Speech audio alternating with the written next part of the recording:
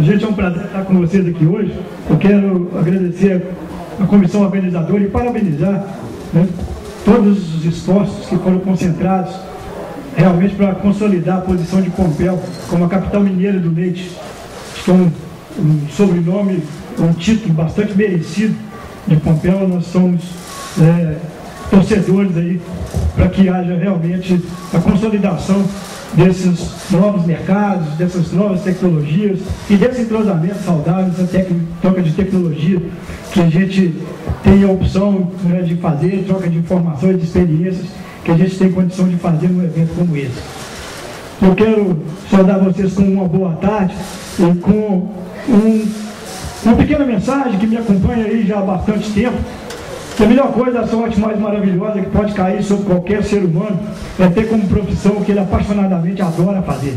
Eu acho que é isso que nos move até aqui, acho que é isso que nos motiva a trabalhar. E independente do assunto que a gente vá tratar, para que a gente possa lograr êxito, é fundamental que a gente tenha realmente a crença verdadeira, né, em pontos positivos, né, em possibilidade de contribuição da nossa parte e também o entendimento que, ao interagir com outras pessoas, essa troca de experiências, né, tem um contexto extremamente saudável.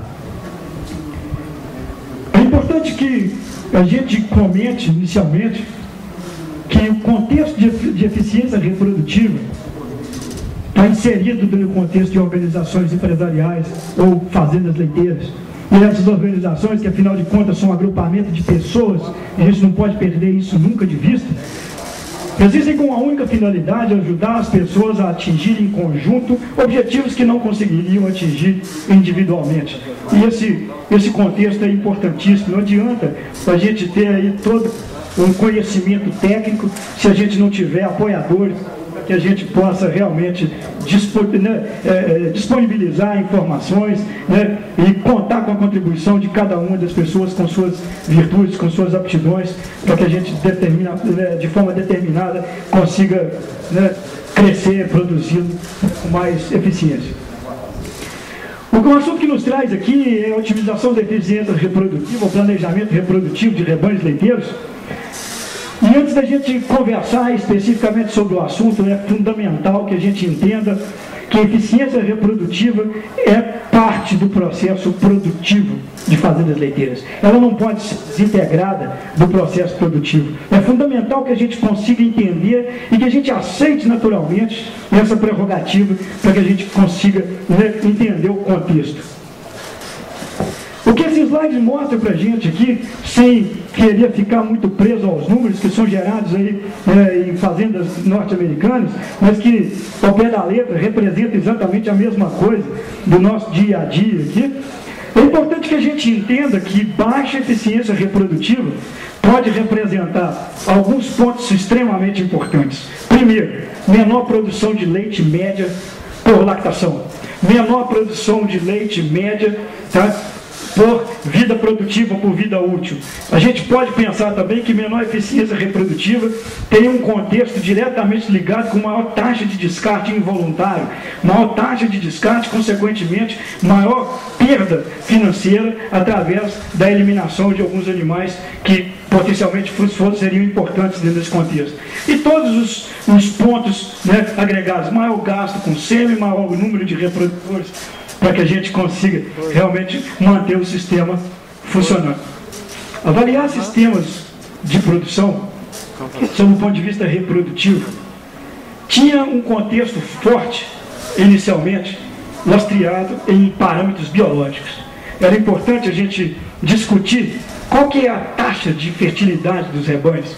E essa taxa de fertilidade, o número de doses de sêmen gastos por prenhez, não perderam a sua importância, obviamente.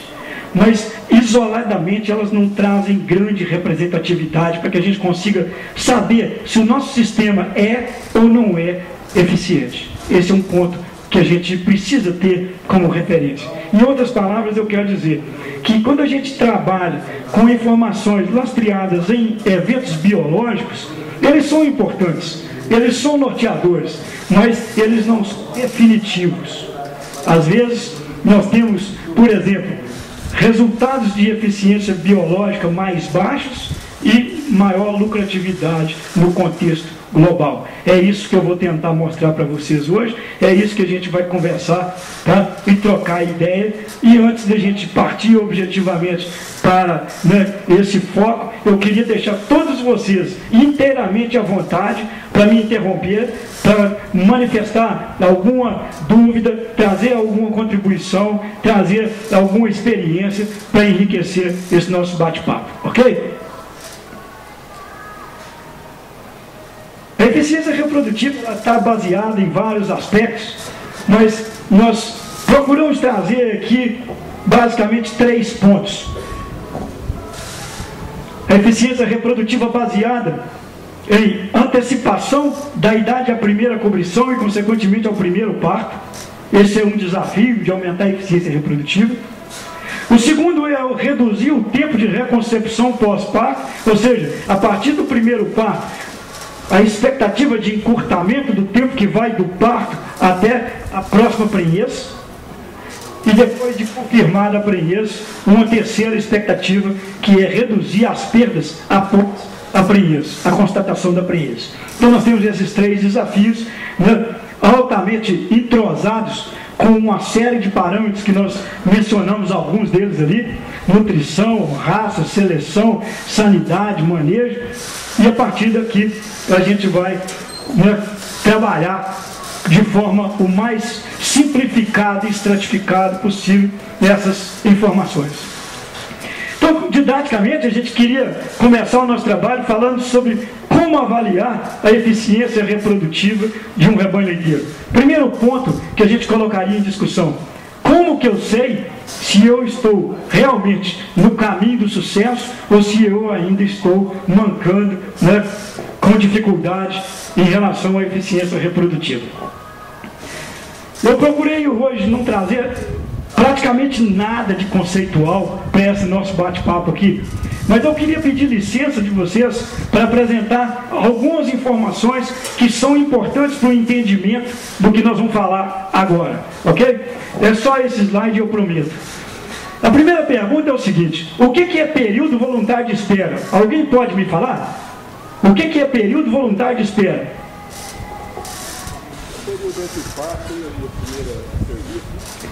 O período voluntário de espera é o período que vai entre o parto e a liberação da vaca para ser exposta à reprodução, correto?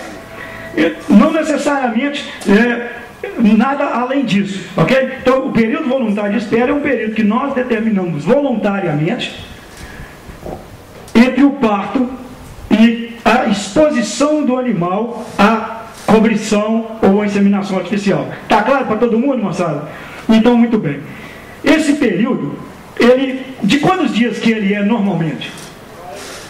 40 dias. Por que ele é de 40 dias?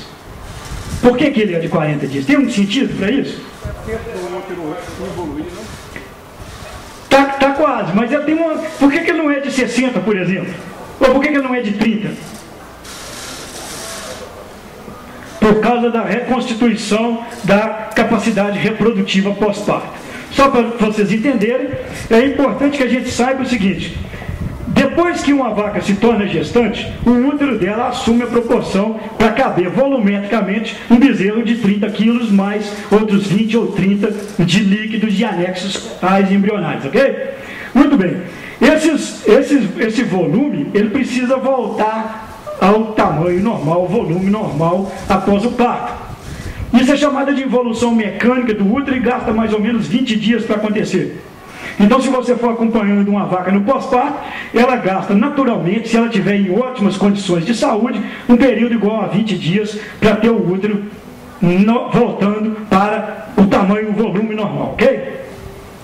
Mas isso não é tudo, porque quando a vaca está gestante e quando vocês veem, né, a expulsão do feto no momento do parto, o que acontece é que esse animal tem uma dilaceração de tecido uterino que culmina com aquela hemorragia, com aquele sangramento que a gente percebe com a expulsão da placenta, que a gente percebe nos primeiros dias após o parto. Está claro para todo mundo, tá? E é necessário que haja um processo de renovação daquele tecido, e esse processo de renovação daquele tecido dura mais 20 dias. Então, em princípio, nenhuma vaca estaria apta, ou pouquíssimas vacas, melhor dizendo, estariam aptas para serem expostas à reprodução com menos de 40 dias pós-parto, ok? Pode ser 40, pode ser 50, pode ser 60, mas para que a gente, pegando uma carona na sua colocação, se a gente quiser um intervalo de partos de 1 ano, se a gente quiser ter aí 12 meses de intervalo a cada uma cria sadia colocada em terra, nós temos uma gestação de 285 dias e nós temos então aí 70 dias de período, né, de serviço. O que é o período de serviço, pessoal? Aí sim é a história que nós começamos. Período de serviço é o período entre o parto e a prenhez, a constatação, né, a existência da prenhez, desculpa, ok? É entre o parto e o estabelecimento da gestação pós-parto. Isso é período de serviço, ok? Se esse período de serviço, tá? Nós estamos falando de 365 dias de intervalo entre parto, apenas, né, teorizando, para a gente entender um pouco melhor essa situação. 365 menos 285, nós temos então 80 dias, né, que são 15 mais 65, 80 dias para a vaca parir e se tornar gestante e, consequentemente, nos apresentar uma cria a cada ano. Perfeito. Se desses 80 dias nós temos que 40 é o período voluntário de espera, nos resta apenas 40. Ok? Então, esse é um outro conceito, né, que está aqui diretamente ligado ao período voluntário de espera.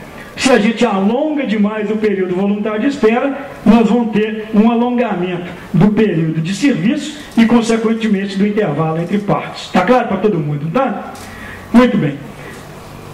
Nesses 80 dias, tá? Ou nesses 40 que nos sobram do período voluntário de espera, é preciso que a gente entenda o seguinte: se nós voluntariamente anteciparmos o período, né, para a exposição da vaca à primeira cobrição, ou seja, anteciparmos o período voluntário de espera, para 30 dias, por exemplo, o que poderia acontecer? Então, imaginar que eu opte e falo assim: olha, já que eu tenho que andar rápido mesmo e eu estou apertado, eu só tenho 80 dias, né?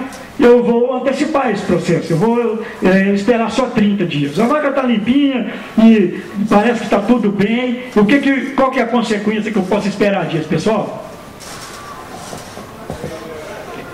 Eu posso esperar que o embrião que vai ser gerado naquele útero precocemente, embora possa haver a geração desse embrião, ele não vai achar um espaço adequado para se desenvolver nos primeiros dias da gestação e, consequentemente, ele vai morrer. Então, essa vaca não vai conseguir levar essa gestação a termo, ok? Então, diante do que nós estamos falando, tá, é possível que a gente já agora consiga perceber o que norteia a eficiência reprodutiva. Então, eu tenho agora, né, que ser rápido em estabelecer uma concepção ou uma gestação o mais rápido que eu conseguir, para que eu tenha, né, um período de serviço mais curto possível. O que é período de serviço? Período de serviço, que é o intervalo que vai do parto até a concepção pós-parto, mais período de gestação, isso é igual ao intervalo entre parto. Ok? O que é o intervalo entre parto? Eu tenho o intervalo entre um parto e o outro, tem uma gestação aí nesse meio, e o que sobra é o período de serviço. O período de serviço é o número de dias do período voluntário de espera, mais o tempo necessário para a concepção. Beleza. Para que a gente consiga acelerar a concepção e ter garantia de concepção rápida, eu preciso de duas coisas. A primeira coisa, se trata de inseminação artificial, eu preciso de ter acurácia de detecção de cio. De quantos em quantos dias uma vaca dá cio, pessoal? De 20 em 20, ou de 21 em 21, ou de 17 a 24, a cada intervalo de 17 a 24, naturalmente essa vaca daria cio. E se eu perco esse cio que aconteceu hoje, eu só consigo recuperar daqui a 20. Se eu só tenho 40, ou se eu só tenho 60, ou se eu só tenho 80, eu estou tomando, né, realmente, né, um caminho para um desafio cada vez maior. Ok? Então eu preciso ter acurácia de detecção de cio. E eu gostaria então de trazer para vocês, tecnicamente, o que é taxa de